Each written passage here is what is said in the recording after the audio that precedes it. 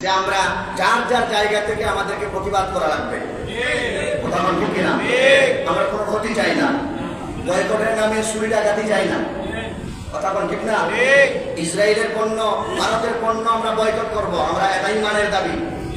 কথা বল ঠিক কিনা? এই জন্য আমরা দোকান ভাঙচুর করব, এই মার্কেট ভাঙচুর করব, অন্যর ক্ষতি করব, এটা কখনো সম্ভব হতে পারে না। এটা ইসলাম আপনাকে অনুমতি দেয় নাই। কথা বল ঠিক কিনা? আরে বাবা, আমি যদি বয়কট করি আমি এই জিনিস ব্যবহার করব না, আমার ঘরে আছে, আমি সেটা জ্বালিয়ে পুড়িয়ে দিব, কিন্তু কাউকে আমি ক্ষতি করার দরকার নাই। একজনের মার্কেট ভাঙার দরকার আছে, দোকান ভাঙার দরকার আছে। আপনারা দেখেছেন বিভিন্ন জায়গা, ঢাকায় হচ্ছে, সিলেটে হচ্ছে, বিভিন্ন জায়গা মার্কেট। আপনি কার ঘর ভাঙলেন? আপনি কার ঘরটা ভাঙলেন? এটা তো ইসরায়েলের ঘর না। কথা বলেন, এই ঘরটা হিন্দুর হোক মুসলমান হোক, সে তো আমার ভাই, সে তো আমার দেশের নাগরিক। সুতরাং কোরআন হাদিসে এমন কোনো ভাষা, কোনো ভাষ্য, কোনো রীতি আছে যে আরেকজনের ক্ষতি করবেন, ঘর ভাঙবেন? এটার নাম তো জিহাদ না ভাই।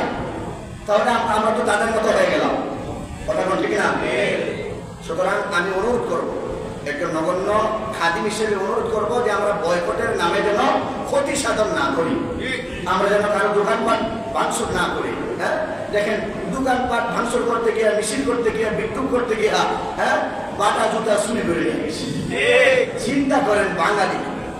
এই জন্য আমি বিভিন্ন জায়গায় বলি যে বাঙালি যত জঞ্জালি, যদি বলেন ডানে যাবে বামে, যদি বলেন বামে যাবে ডানে। সুতরাং এইগুলো আমাদের উচিত না।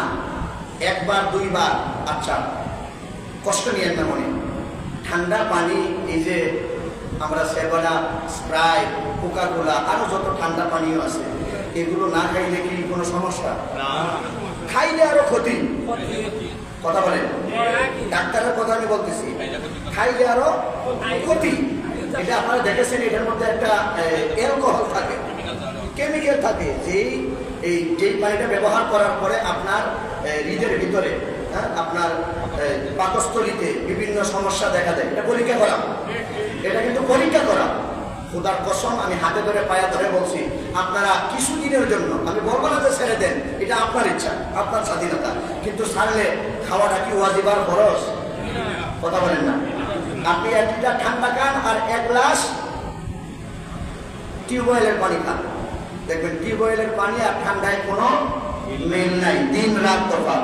1 গ্লাস পানি খেলে যে তৃপ্তি লাগে, 1 লিটার পানির বোতল টানলে কোনো তৃপ্তি নাই। কথা বলে ঠিক না?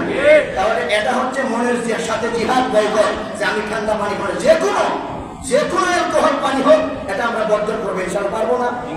ইউনিলিভারের কিছু মাল আছে, এগুলো আমরা বর্জন করবো, ভাঙার দরকার নাই। এইটার নামে জিহাদ, কারণ আমরা তো যাইতে পারবো না, আমাদের অস্ত্র নাই, আমাদের যাওয়ার কোনো সুযোগ নাই। কথা বলেন ঠিক না? আমরা বয়কট করবো, পারবো না ইনশাআল্লাহ? বিভিন্ন সাবান আছে, সার্ফেক্সার আছে, বিভিন্ন এই পণ্য আছে, এই পণ্যগুলো যদি আমরা বয়কট করি, 12টা এমনিতেই বেঁচে যাবে। কারণ ইসরায়েলের পণ্য থেকে সারা বিশ্বের ভিতরে যে পণ্যগুলো আছে, এই পণ্যগুলো তাদের একটা কি দেওয়া হয়, পার্সেন্টেজ দেওয়া হয়। তদ্রুপ যে আমি গত কয়েকদিন আগে আমি আমার ফেসবুকে পোস্ট করেছি, আমি লিখেছি যে আমরা বাঙালি যদি ভালো পণ্য তৈরি করতে পারি, প্রত্যেকটা কোম্পানিকে আমি অনুরোধ করেছি যে আমাদের বাংলাদেশে যে কোম্পানিগুলো আছে, আমরা যদি ভালো পণ্য আমরা তৈরি করতে পারি, বাজারজাত করতে পারি, মানুষের বিদেশের পণ্যের মধ্যে হাত দিবে না। 100% সত্য কথা বলে ঠিক না? তাহলে আমরা আগে নিজে ঠিক হতে হবে। কথা ঠিক না? আগে আমরা নিজে ঠিক হই, আল্লাহ যেন আমাদের সকলকে তৌফিক দেন। আমরা বলি আমিন।